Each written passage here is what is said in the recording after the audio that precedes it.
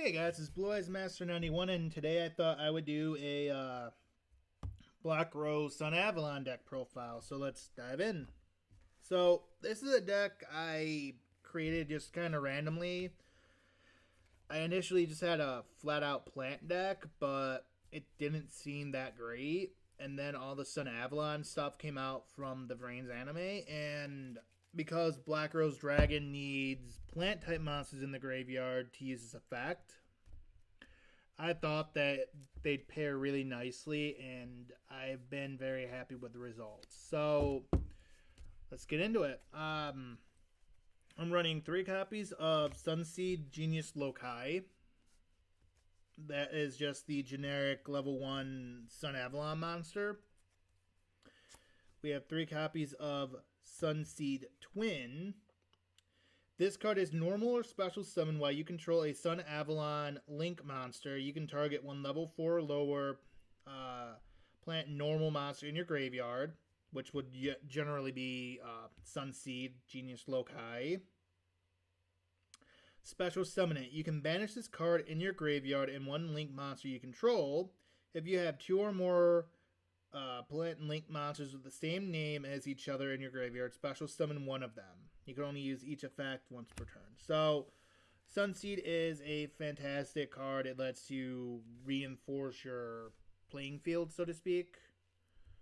With that effect, we have a single copy of Sunvine Maiden.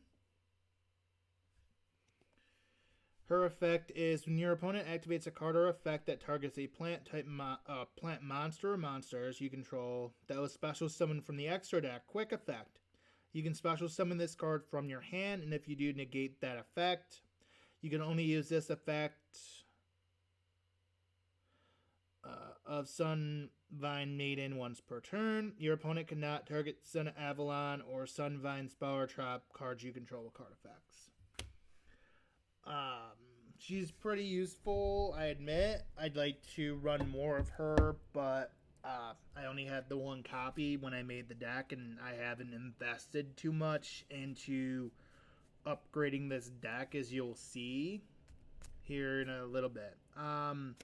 Next, we have a single copy of Sunseed Shadow. Shadow's effect is if you control a plant normal monster, you can special summon this card from your hand. You can banish this card from the graveyard. Then target one linked Link 2 or lower Sun Avalon or Sunvine monster you control. Special summon one monster with the same name from the extra deck, but negate its effects. You cannot special summon for the rest of this turn except plant monsters. You can only use this effect once per turn, or each effect once per turn. So Sunseed is really useful. I think he's another I would suggest running 2 of. I'd run 2 Maiden and 2 Shadow. But aside from that, that's really it on monsters for the Sun Avalon engine. The whole deck really supports that more than the Rose cards, but that'll be seen here in a second. Next, we have 3 copies of our Blue Rose Dragon. When this card on the field is destroyed and sent to the graveyard, you can target 1 Black Rose Dragon or 1 plant monster in your graveyard, special summon it. So, the Rose monsters really complement the Sun Avalon cards, I think, because all the Link monsters that the Sun Avalon cards have are plants. So you could resummon any of them at any time using Blue Rose. Obviously, you can also go into a copy of Moonlight Dragon or the original Black Rose, but odds are, if you have the choice, you could go into a Sun Avalon Link, and that'd be a better choice, I think. Next, we have our newly restricted single copy of Red Rose Dragon. This card is sent to the graveyard as synchro material. You can special summon 1 Rose Dragon monster from your hand or deck except Red Rose, which irrelevant because it's now limited. Then if this card was sent for the synchro summon a Black Rose Dragon or a plant synchro monster, you can also add 1 frozen rose or 1 blooming of the darkest rose from your deck to your hand. You can only use this effect of red rose once per turn. I definitely thought it was better as a 2 of, but it's still a really, really useful card. It helps you go into your Black Rose Dragon very quickly, and it gets you a spell card to your hand. I'm actually not running either of the cards that the search would allow you to get, but that's just because I didn't feel like they fit the deck. Next, we have a single copy of White Rose Dragon. White Rose has 2 effects. When this card is normal summoned, you can special summon 1 Rose Dragon monster from your hand or graveyard, except this card, White Rose. You can only use each of these effects of White Rose once per turn. If you control a Dragon Tuner or a Plant Tuner monster, you can special summon this card from your hand. If this card is sent to the graveyard as synchro material, you can send 1 level 4 or higher plant monster from your deck to the graveyard. So it helps you mill through the deck if you use the second effect listed. I really like White Rose. It's a good card. I like all the Rose Dragon cards. I think that they are fantastic and help this deck out greatly. Next, we have 3 copies of Witch of the Black Rose, which is a spellcaster and a tuner. This card cannot be special summoned. If this card is normal summoned and you control no other cards, draw 1 card and show it. Then if it is not a monster, send it to the graveyard, also destroy this card. So she gets you a draw, which is great. It's very, very useful to be able to get an additional draw, though the drawback of that effect is rather negative, because if that's the only card in your hand and you don't get a monster, then you have to send her away and deal with taking direct damage. Next, we have 2 copies of Bird of Roses. When this face-up attack position card you control is destroyed by battle with an opponent's attacking monster and sent to your graveyard, special summon 2 plant tuner monsters from your deck in defense. So that's really useful. It lets you refortify your defenses. As for plant tuner monsters, we don't have a lot of options on that in this deck right now, though I am looking to alter this deck greatly in the coming months. Next, we have a single copy of Mystic Tomato. He's really nice because you get to, when he's destroyed on the field and sent to the grave, you can search out a 1 dark monster with 1500 attack or less and summon it in attack mode. So unlike with Witch and Sangan, he has to be destroyed by battle, though, to use that effect. And the only option would be one of the tuner monsters, actually, or White Rose. Oh, all the Rose Dragons would actually fit that criteria. Never mind. Except Blue Rose. Pity. Oh, well. Anyway. Next, we have a single copy of Rose Paladin. And her effect is, when this card destroys an opponent's monster by battle and sends it to the grave, you can tribute this card, special summon 1 plant monster from your hand or deck and defense. You can send this card from your hand to the graveyard, add 1 level 7 or higher plant monster from your deck to your hand. You can only use this effect of Rose Paladin once a turn, so she's really useful in searching out your copy of Fallen Angel of Roses. And that's just because that is the main deck's best card. Obviously, the extra deck is where you really want to get into. And 90% of this deck is plants with a few dragons and spellcasters, but that's alright. DNA surgery is a great way to get around the issue of things not being a plant, by the way. Next, we have a single copy of Rose Archer, which is another warrior monster.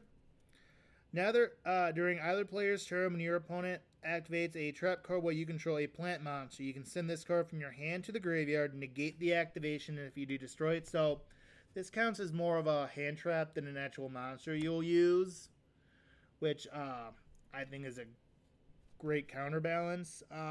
Next, we have a single copy of Lone-Fire Blossom. Once per turn, you contribute one face-up plant monster to special summon one plant monster from your deck. So he lets you get out a different plant, which is useful as heck when you want to get your Sun Seed out or your Sun Twins. Next, we have one of the two plant tuners you'll summon, which is Cherry Inmato. When this card is destroyed by a battle and sent to the graveyard, you can special summon up to 2 Imito monsters from your deck. They cannot be used as synchro material. We do not run anything that could be special summoned off that effect. So he's just really good as a tuner monster. Next, we again have our copy of Fallen Angel of Roses. You can special summon this card from your hand by returning one plant monster you control to the hand, except another copy of Fallen Angel of Roses. But banish this card when it leaves the field. So, yeah, that's a fantastic effect. It gets you a very powerful monster, but that's all the effect really does. So, there are cards in this deck to help bolster the lower attack of stuff, such as a copy of Axe and Mage Power to help with attack power-ups. And then finally, for the monsters, we have a single copy of Copy Plant, which is another tuner, and one of the better ones in the deck. Copy Plant. Once per turn, you can select one face-up plant monster on the field. Doesn't have to be your side. This card's level become equal to the selected until the end of the turn. So you can basically level modify it, which is fantastic. It's very, very useful in a deck with Synchro and Link. If there were any decent plant XZs, it would be even more powerful and likely a more broken card. I believe that Copy Plant did serve some time on the ban list because of that effect. So next, let's dive into the spells. We have 2 copies of the field spell, Black Garden. If a monster is normal summoned or special summoned face up, except by the effect of Black Garden, have its attack. Then the controller of that monster special summons 1 Rose token, a plant dark monster, level 2, 800 attack and defense, to their opponent's side of the field in attack position. This attack loss remains in effect even when this card leaves the field. You can target 1 card in your graveyard with attack equal to the total attack of all plant monsters on the field. Destroy this card and as many plant monsters on the field as possible. Then, if you destroyed all of them, special summon that target. So, I like Black Garden because it's powerful. It helps to excuse me, it helps to weaken your opponent's monsters as well as your own, but the difference is you can benefit from having those tokens summoned onto your field. And then the destruction effect where you can special summon something else out is extremely useful in my opinion. Next, we have 2 copies of Sunvine Shrine. Activate this card by sending 1 card from your hand to the graveyard while you control a Sunavalon Link monster. You cannot special summon monsters from the extra deck except plant monsters. Once per turn during your main phase, you can special summon 1 level 4 or lower plant monster from your graveyard. Once per turn during your opponent's end phase, you can send this face-up card to the graveyard, then target 1 continuous trap in your graveyard, set it in your spell and trap card zone. So that's a really useful effect. There aren't that many continuous traps in this deck, but I think it's really useful because it lets you special summon out a level 4 or lower plant. So that's pretty useful in this deck. We then have our copy of Raigeki. Monster Reborn, like I said before, we have Mage Power and Axe of Despair, both of which can power up the monsters in the main deck as well as your links. Since a lot of them have very low attack points, having a way to modify those attack points is extremely helpful. Getting into the traps real fast, we have a single copy of Drowning Mirror Force, one of the few continuous traps in Call of the Haunted. We have Ivy Shackles. All face-up monster your opponent controls become plant types during your turn only. If this face-up card you control is destroyed and sent to your graveyard by an opponent's card effect, draw one card. So this kind of helps just with Copy Plant. It allows you to briefly change the DNA, so to speak, of your opponent's monsters by turning them into plants during your turn. We have our single copy of Lost Wind because why not? It's very useful. A copy of Star Siphon, which allows you to, when a single monster is special summon, target one of them. Special summon one Siphon token, spellcaster type, dark, level 1, attack 0/0. Its level becomes that monster's current level, and that monster's level becomes 1, so it just lets you flip levels. We have a copy of the original Mirror Force and Embodiment of Apopus. This is just a really good token monster for the deck. I just put it in because I did modify it a little bit last night due to the ban list. But that is it on the main deck. Let's dive into our extra deck. So in the extra deck, we have 2 copies of Black Rose Dragon, and then 2 copies of Moonlight Dragon. For those who don't know, Moonlight Dragon's effect is if this card is special summoned or a level 5 or higher monster is special summoned to your opponent's side of the field, target one special summoned monster your opponent controls, return that target to the hand. You can only use this effect once per turn.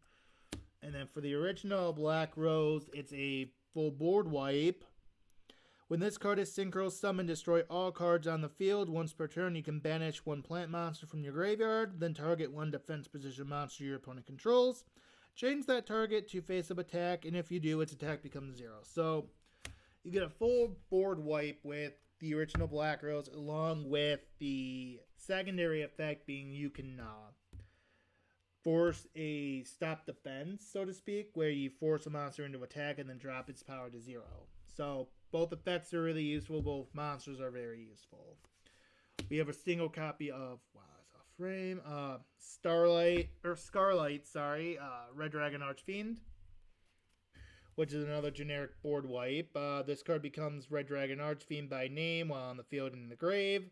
Once per turn, you can destroy as many special summon effect monsters on the field as possible with attack less than or equal to this card, other than this card. Then inflict 500 points of damage to your opponent for each monster destroyed. So that is a really, really good monster board wipe, and it deals damage, which is great. There aren't a lot of times you'll go into him. He's just good to have. And then for the last Rose monster of the deck, we have a Link to Crossroads Dragon. And her effect is, during the main phase, quick effect. You contribute this card and one plant monster. Special summon one Rose Synchro or one plant Synchro monster from your extra deck. This is treated as a Synchro summon.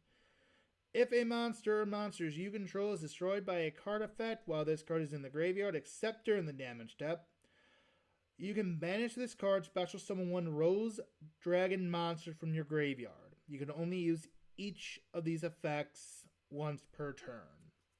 So that's just really, really useful. I love that effect. And I think that being able to resummon out either of your Rose Dragons from the extra deck as well as any of the ones in the main deck is pretty nice to have an option of.